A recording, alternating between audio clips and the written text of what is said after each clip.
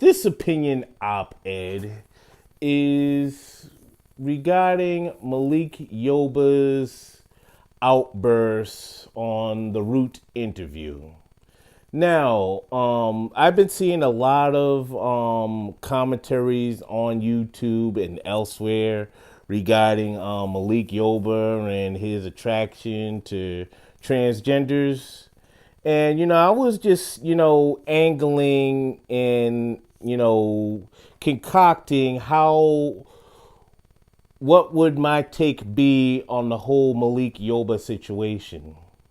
And my thing is this, at the end of the day, whether it be Malik Yoba, whether it be Terrence Howard or Taraji P. Henson or Tiffany Haddish or whoever is hot right now, these guys are actors, and actors are playing characters on the movies and on TV.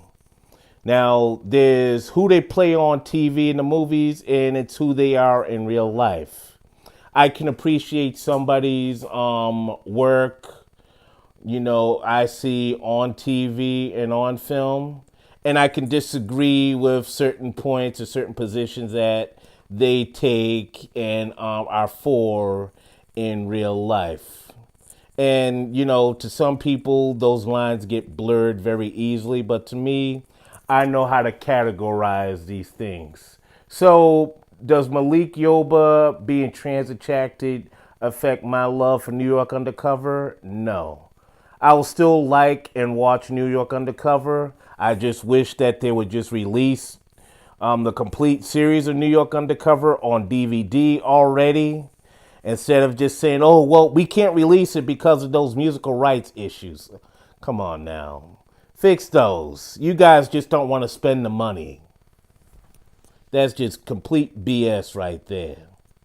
So, that's my stance on it. But getting to the Roots interview,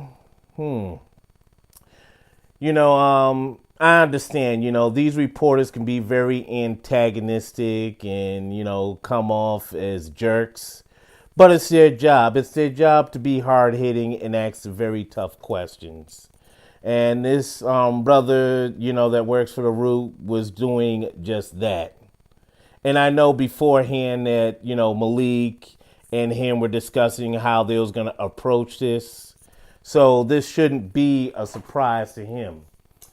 And, I understand that, he was asking the question about the sex worker that Malik Yoba supposedly had solicited.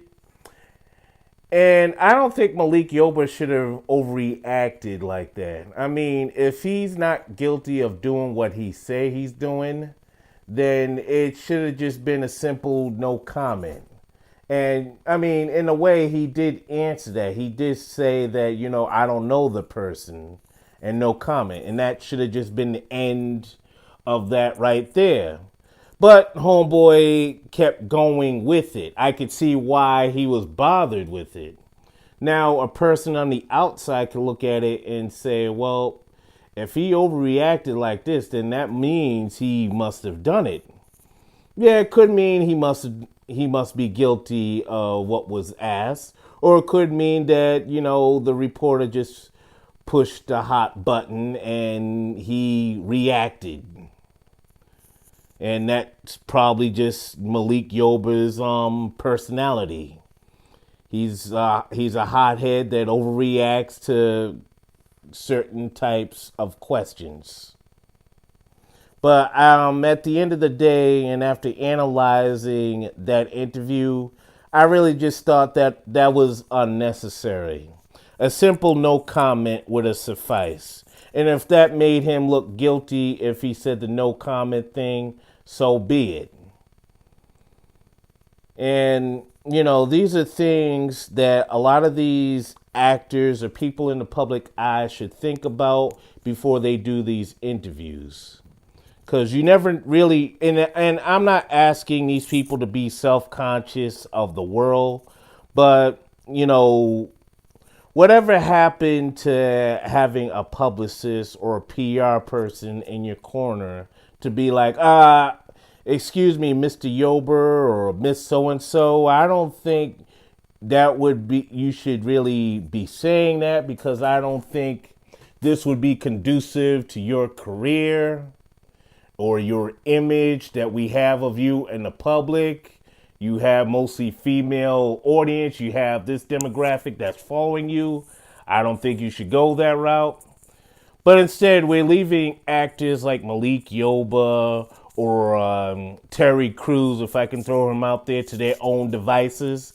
And when they go out there with the intentions of thinking, I'm doing good by saying this and that, it just comes back and blows up in their face.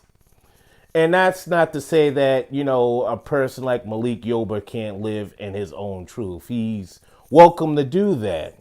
But if you're an actor and if you're a person in the public eye, there's ways you can go about things the proper way instead of doing it how you just did it and you get more and more negative backlash. That's just food for thought, ladies and gentlemen. So that concludes my op-ed on Malik Yoba and the incident at the Root. Please like, share, comment, and subscribe. One love.